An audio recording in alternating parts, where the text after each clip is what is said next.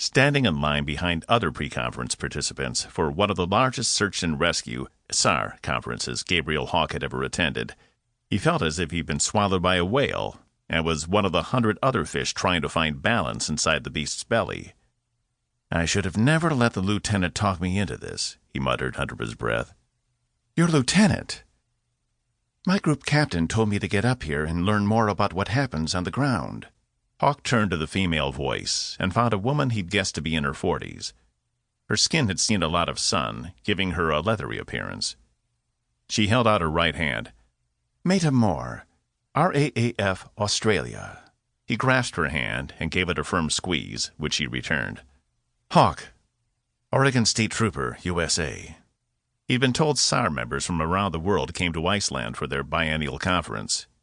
He hadn't expected there to be so many people and from such faraway places. And this was just the group who'd arrived 2 days early to participate in the pre-conference courses, one of which he was teaching. "You work the air or the ground?" Meta asked. "Ground. Usually horseback or foot. You?" He walked forward as the line moved several feet. "Air. RAAF. That's the Royal Australian Air Force." She said it as if he didn't have brains enough to be at the conference. He nodded and concentrated on moving forward in the line. "Hawke? Over here." A young man in his 20s waved a hand in a come-over-here manner. Since the man had called his name, Hawke nodded to the woman and headed to the table where the young man sat. "How do you know me?" he asked. "I'm in charge of registering all the speakers and instructors. We have your photo in the conference book." He held out a hand. "I'm Jan Einarsson. Just call me Nani. Everyone does." "Okay, Nani. This is the first time I've been to this conference, or any this size. What do I need to do?" "Have you checked into your hotel?" Nani held a large manila envelope out to Hawke. "Yes, I arrived this morning. I'm staying across the street at the Center Hotel.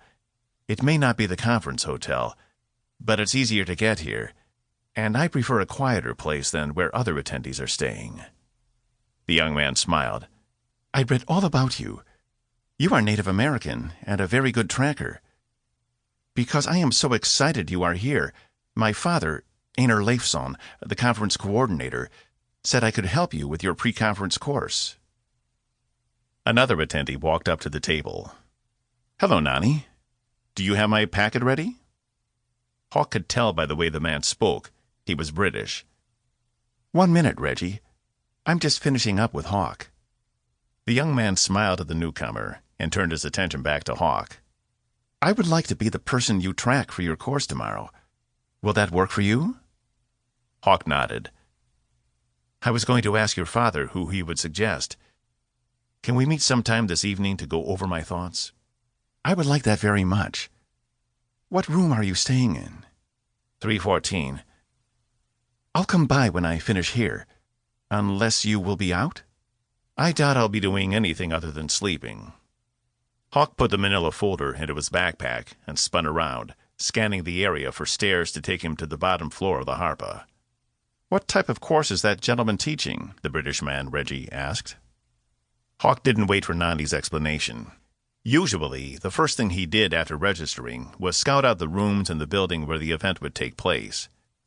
But after the 4-hour flight, the layover in a busy airport, another 6 hours on a plane full of people, and now the crowd registering for the event, he was ready for some alone time.